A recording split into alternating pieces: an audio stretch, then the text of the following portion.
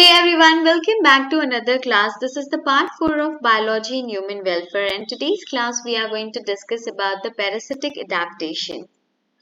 Parasite, you already know what is parasite. The organism who feed on the living organism, we call it as parasites, right? Then what is parasitic adaptation? Adaptation is nothing but class getting used to it, okay? Getting adapted or getting used to it.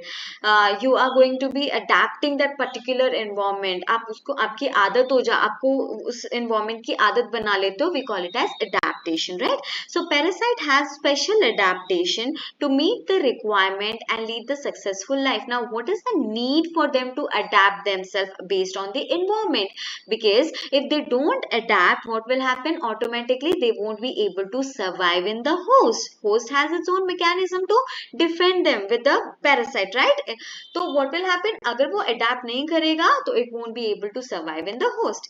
In order to live in the host, some parasites have developed structure. So what is the first adaptation? First adaptation is nothing but in order to live, first adaptation is they have developed the structure. For example, like hook, suckers, rostellum. Rostellum is nothing but right knob like protrusion. That means kuch cheez bahar nikalna, that is of knob like. We call it as rostellum. Now why these structures are formed? These structures are formed for anchoring. Anchoring is nothing but for the attachment. Now just imagine a parasite entering into your body and it will be flushed out with the fluid.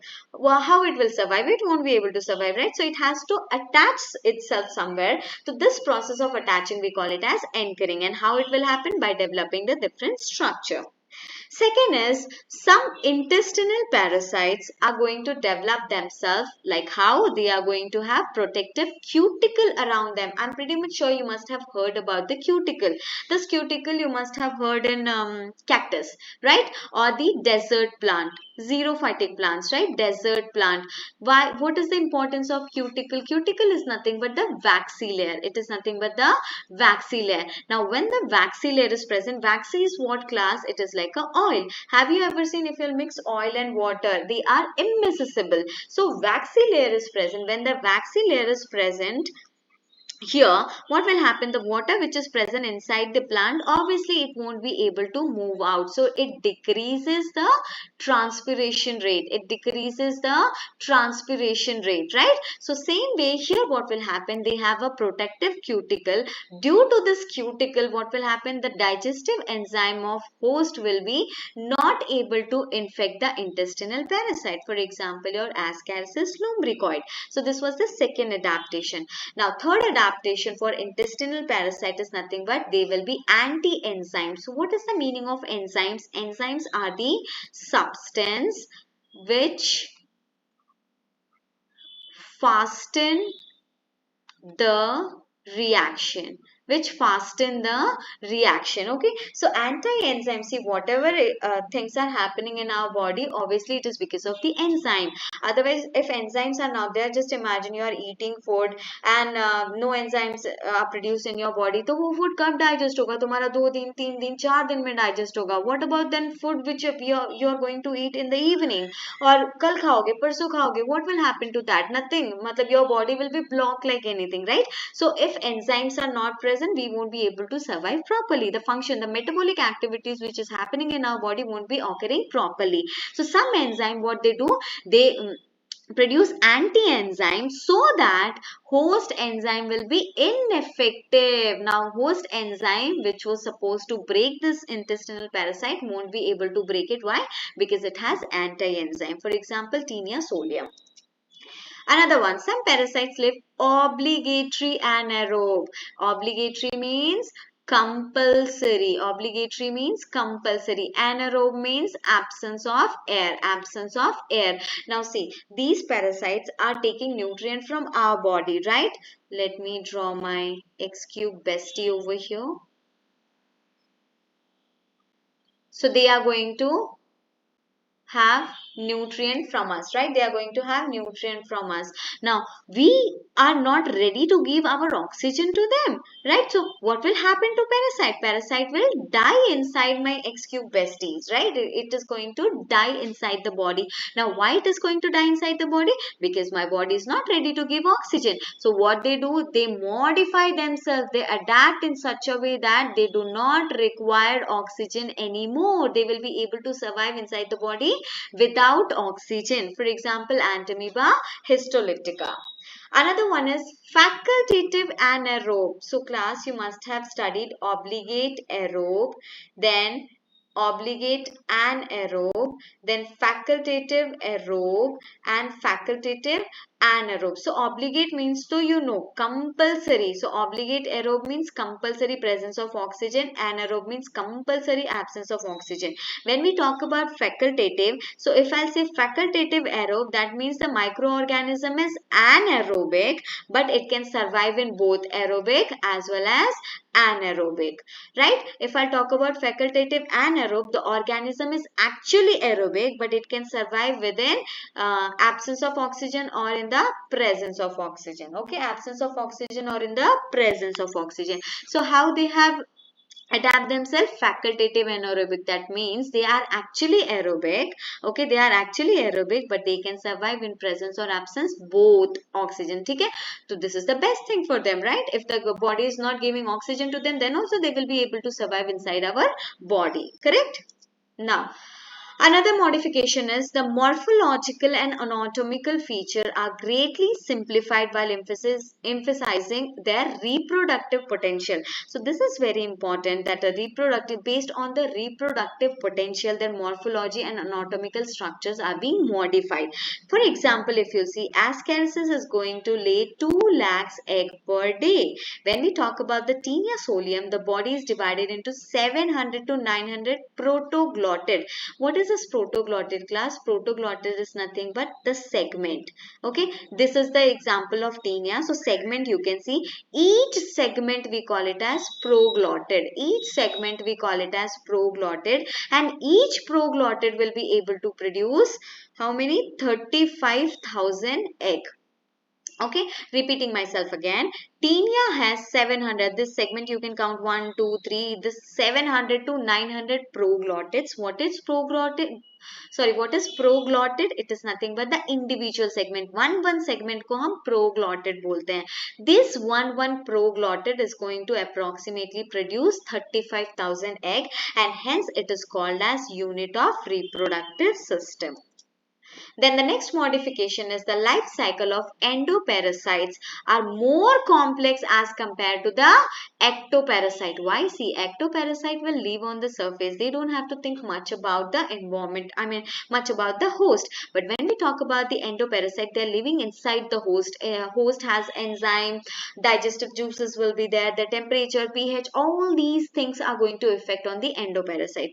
Life cycle of certain parasite. For example, if you see here, life cycle of certain parasite, for example, Fascicola hepatica, which is nothing but the sheep liver fluke, is very complex, involving many developmental stage. Why its life cycle is complex? Because first point is it involves many developmental stage, and also intermediate host. Many intermediate hosts are present. Why? In order to increase the chances to reach the primary host. Repeating myself again, when we talk about the fascicula, its life cycle is very complex. Why? Because it has many developmental stage, and also it goes through many intermediate hosts in order to reach to the primary host. Until and unless it reaches to the primary host, no sexual reproduction takes place.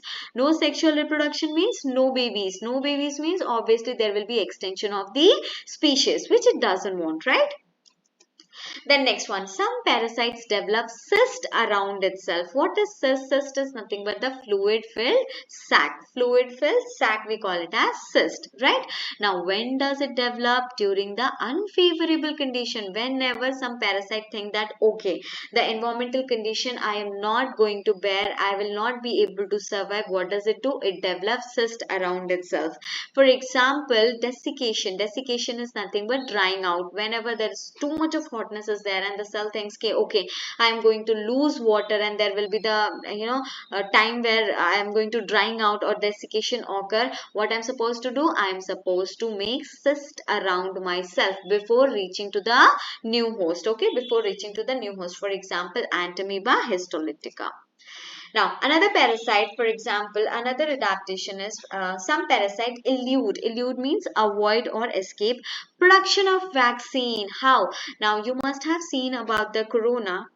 So we made a vaccine for corona. When we made a vaccine for corona, a mutation occur inside the corona, and due to mutation, what will happen? It got mutated and formed the another strain. Now, how this new strain is formed? This new strain is nothing but new antigens are binding there. Now, by this I am confused. What is the meaning of antigen and antibody? What is it, class?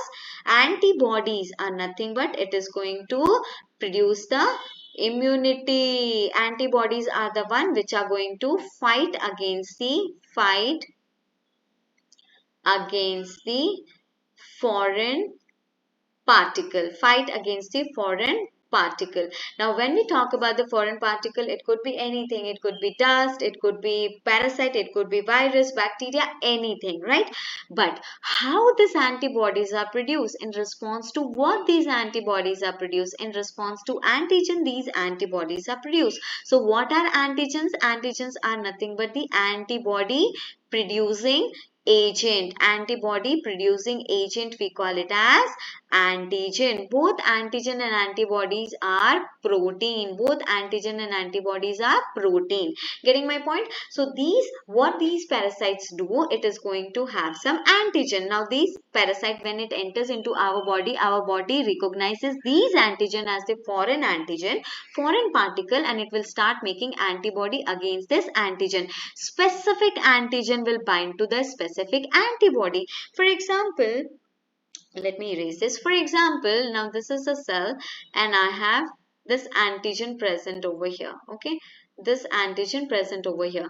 Now you only tell me which antibody is going to bind with this antigen.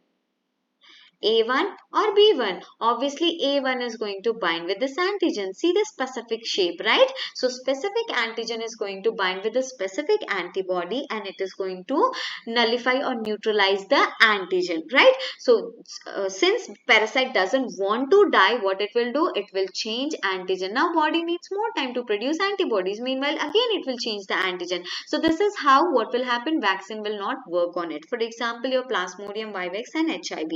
Now, next concept is your brood parasitism. Brood parasitism is nothing but in village the eggs of ducks. Now, here you have eggs of ducks which is being mixed by the eggs of hen. Eggs of hen, okay? Mixed with this hen.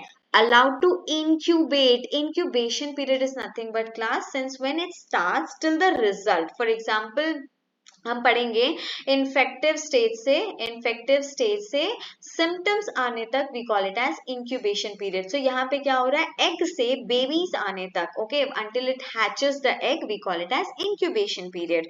So incubated by hen. तो यहाँ पे क्या होता है? Eggs of duck are mixed with those of hen and allowed to incubated by hen. Hen thinks that okay, these the eggs which are present over there, it is all hen's egg, right? It doesn't know that it is going to be the duck's egg. So this kind of parasitism we call it as brood parasitism. क्या किया?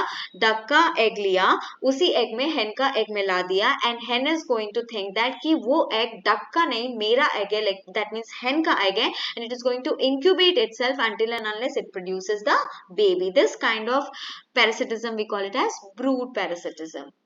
Now here you can see in the picture I have written all the things, right? Parasitic adaptation in one page. I want all of you to write it. What is parasitic? Why it has to adapt? To meet the requirement and to lead the successful life in the host. Now first one we have studied about the developed structure. First adaptation is the developed structure, that is hook, sucker and rostellum. For what? For anchoring. For example, Taenia solium. Second one is we have seen in the intestinal parasite. First one, they are going to develop the protective cuticle to withstand the digestive enzyme. For example, Ascaris lumbricoid. Second one is your producing anti-enzymes to neutralize the host digestive enzyme. Now, example again your Taenia solium. The last one is which lives as a facultative anaerobe.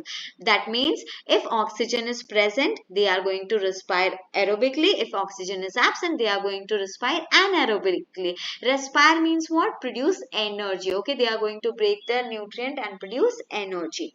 Another adaptation is obligate aerobe. That is nothing but as the presence of oxygen is less, what they become? They become obligate anaerobe. For example, Anamoeba histolytica and Taenia solium.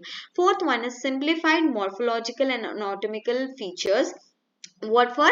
To emphasis on the reproductive potential. For example, Ascaris lay 2 lakhs egg per day, and Taenia solium, it is going to have 700 to 900 protoglottids. That means each segment we call it as protoglottid, and each segment is known as unit of reproduction, which is going to produce 35,000 egg. And then the next adaptation is your endoparasite life cycle, that is which is more complex. Why?